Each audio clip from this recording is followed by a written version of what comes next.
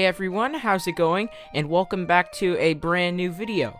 Now, the last video I made was a top 5 best scout weapons. And looking back at the scout's roster, he has a lot of terrible weapons. So I said to myself, screw it, I'm making a top 5 worst scout weapons. Alright guys, here's the obligatory disclaimer. This is all 100% my opinion. If you like one of these weapons, good for you, I don't really care. Alright, now that I got that out of the way, let's go ahead and start the video. 5. The number 5 spot for me is gonna have to be the Galactic Hole. The reason it's being on this list is because of how broken it is. While drinking this weapon, you do mini crits and move faster at the cost of taking 10% more damage. Do you know how much damage you could do with a mini crit? Don't tell me that being marked for death afterwards evens it out. It's like jumping into a zombie horde, breaking your leg, and then you have to escape with your life.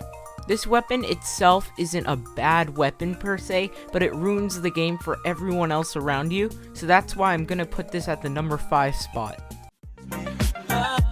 4. For me, the number 4 spot is gonna be the Babyface Blaster. When you hit someone with this gun, it gives you boost that makes you run faster, and that's all about it. However, you move slower, get a smaller clip size, and that boost, you know, the main drawing attraction thing, well, that's reduced whenever you get hit or double jump. Honestly, this weapon's one upside is seriously getting bogged down by all the downsides it has. That's why I'm putting this at the number 4 spot. 3.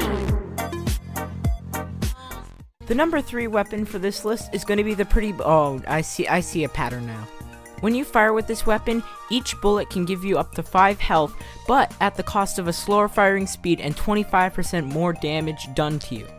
So, in easier words, you take more damage, but you can heal a small bit of it back. In other words, just use the Mad Milk. The Mad Milk does far better at what the Pretty Boy's pocket pistol could ever do. And that's why I'm putting it at the number 3 spot.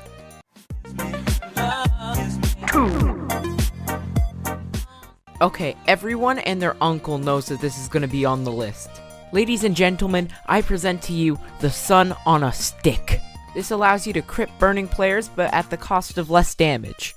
That would be great if it wasn't for the fact that you can't light people on fire.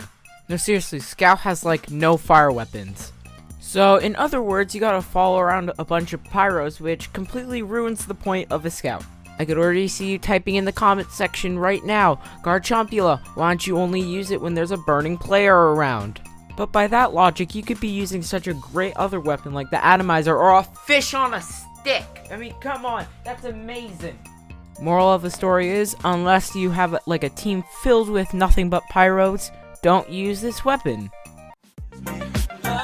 1.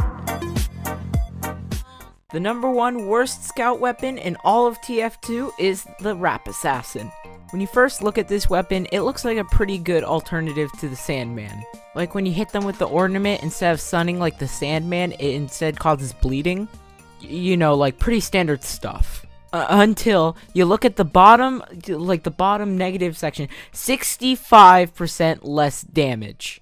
The weapon does 12 damage, and at critical, does the same amount of damage as a normal bat swing. Who at Valve thought that was a good idea?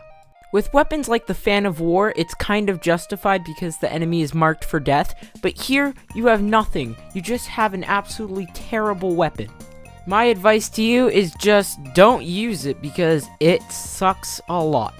And that basically wraps up this video. Tell me what you guys think in the comments below. I always enjoy your feedback, and peace!